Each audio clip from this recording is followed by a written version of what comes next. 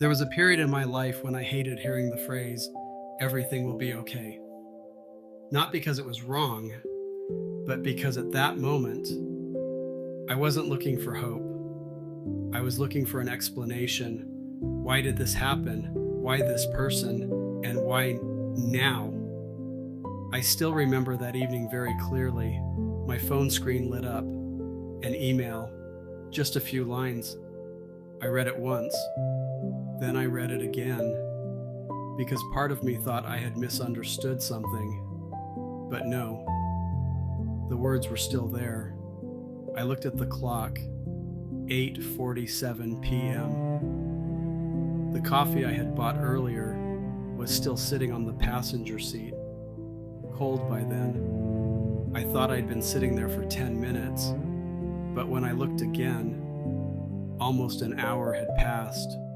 I didn't call anyone, I didn't text anyone. I just sat there, watching the rain slide down the windshield, and for the first time in a very long time, I had no idea what to do next.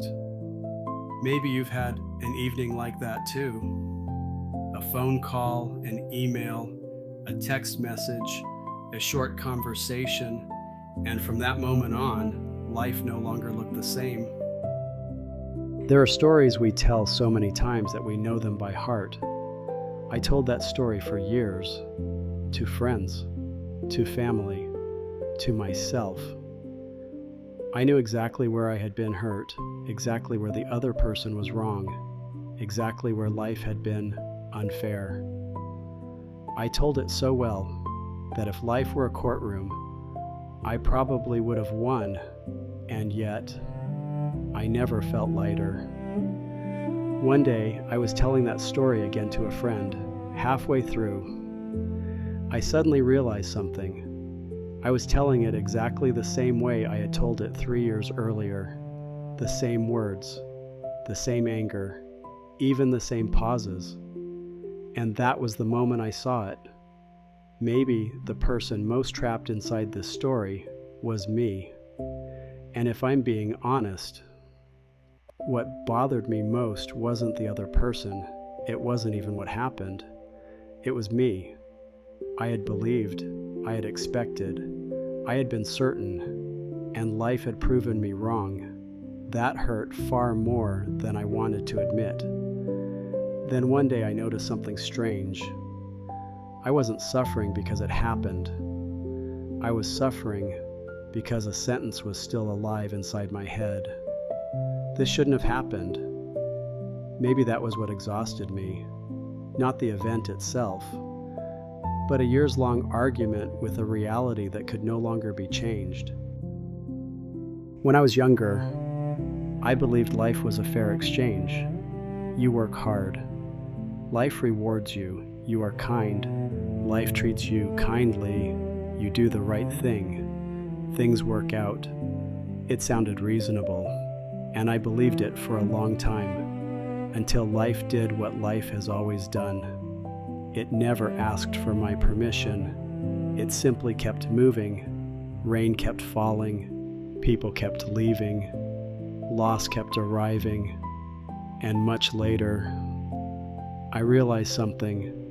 Maybe I expected life to follow my plans, when in reality, it only follows its own laws. Life doesn't hurt because it changes.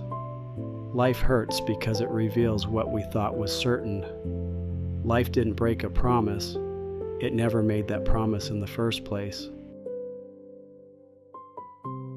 After many years, I began practicing 3 things, not because I became wiser, but because I became tired of being stuck. The first thing was simple. Whenever something happened, I stopped rushing to call it a tragedy. Instead, I said, "It happened." That's all. It sounds simple, but it took me years to learn, because you cannot see clearly while you are still arguing with reality. The second thing was this. I stopped asking, "Why did this happen?" And I started asking, "What do I need to see more clearly?" not to stay positive, not to comfort myself, just to see clearly. And very often, what the storm brings matters less than what the storm takes away. An illusion, an expectation, a belief that was no longer true. The third thing was the hardest, learning to forgive the messenger. There were people I blamed for years. The funny thing is, the day I stopped blaming them was not the day they apologized. It was the day I became tired of carrying the story, tired of reliving the same day again and again inside my mind. Then I realized something. Maybe what hurt most wasn't that person. Maybe it was the future I had built around that person, the home I imagined, the years I imagined, the life I imagined. And suddenly, it was gone. There was a time when I thought, if I could go back, I would avoid that person, avoid that day, avoid everything that happened. But the older I get, the less certain I am. Because if I remove that story from my life, I also remove many things that came from it.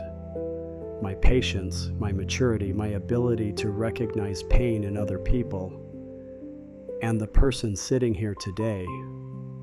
There are people that I would still choose to meet again, not because the ending was beautiful, not because I have forgotten, but because the person I became would not exist without that story. There is a very common misunderstanding. People think that once they understand the lesson, the pain disappears. It doesn't. Sometimes the lesson arrives first, and the pain leaves years later. There are things I understood intellectually a long time ago, but my heart needed much longer to catch up. There are losses that even today, I still wish had never happened. That is the truth. And there are names that if I hear them unexpectedly, I still become quiet for a moment. But something has changed. I no longer live inside that storm. I simply remember that it once passed through my life. There were questions I once believed I needed answered before I could move forward. But life did something strange. It never answered them. It simply kept moving. And one day, I realized I no longer needed those answers. Tonight, if there is a story you have told yourself for years, stop telling it for a moment. Write down one question. What is it in this story that I still haven't accepted? And then stop there. Don't fix it. Don't heal it. Don't turn it into something positive. Just observe it. Sometimes the door we have been searching for has been there all along. And perhaps that is the closest thing to freedom I know. Not when life goes according to plan, but when it doesn't, and you continue living anyway, without bitterness, without resentment, without being trapped, simply moving forward. The day you stop arguing with the storm is the day the storm loses its power to control your life.